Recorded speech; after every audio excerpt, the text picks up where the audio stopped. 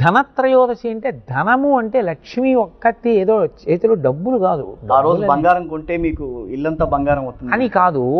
ధనత్రయోదశి అని రావడానికి కారణం ధనము అంటే ఏది మీ సుఖమునకు కారణమవుతుందో అది ధనం. ధనమగ్నిర్ధనం వాయుర్ధనం సూర్యోధనం వసు అని ఉంది శ్రీ సూక్తంలో. అంటే అవన్నీ డబ్బనే కాదు, డబ్బని కాదు. సూర్యుడు ఎలా ప్రకాశించాలో అలా ప్రకాశిస్తే ధనం, చంద్రుడు ఎలా ప్రకాశించాలో అలా ప్రకాశిస్తే ధనం, అగ్ని ఎంత పరిమితిలో ఉండాలో అలా ఉంటే ధనం. అగ్ని ప్రబలిపోయింది అనుకోండి, జ్వరం వచ్చేస్తే, వేడి తగ్గిపోతే, బయట అగ్ని ప్రమాదాలు జరిగితే ఎలా ఉండాలో అలా ఉంటే ధనం. మానవాళి ఆరోగ్యంగా ఉంటేనే సగం ధనం అని. అంటే ధనం అన్న మాటగా మనం ముద్రించుకున్న కాగితాలని కాదు, అందరూ బాగుండడం ధనం, తానొక్కడూ బాగుండడం కాదు. సూర్యుడు ఎప్పుడు ఎలా వెలగాలో అలాగే వెలిగితే నేను ఒక్కడనే బాగుంటానా? అందరూ బాగుంటారు. అంటే నిజానికి సనాతన ధర్మంలో తన హితం ఒక్కటే కాదు, లోకశ్రేయస్సుని కోరుతాడు.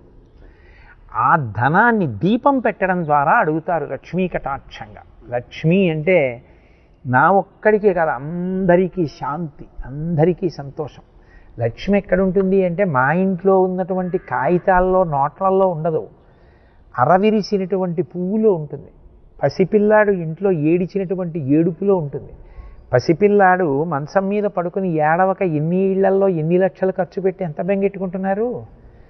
ఇంట్లో పసిపిల్లాడు ఏడిచిన ఏడుపులో ఉంది, గాజెలో నిండిన ధాన్యంలో ఉంటుంది, తిన్నది జీర్ణం అవడంలో ఉంది, ఆరోగ్యంగా ఉండడంలో ఉంది, మంచి ఆలోచనలో ఉంది, ఉత్సాహంలో ఉంది, పుణ్యకర్మలో ఉంది, చదువుకోవడంలో ఉంది, ఇతరుల శాంతి కాంక్షించడంలో ఉంది, ఇతరుల్ని బాధ పెట్టకుండా ఉండడంలో ఉంది, ఓర్పులో ఉంది, సంయమనంలో ఉంది, ఇంద్రియ నిగ్రహంలో ఉంది, నిన్ను నువ్వు పరిశీలించుకోవడంలో బాగా ఉంది.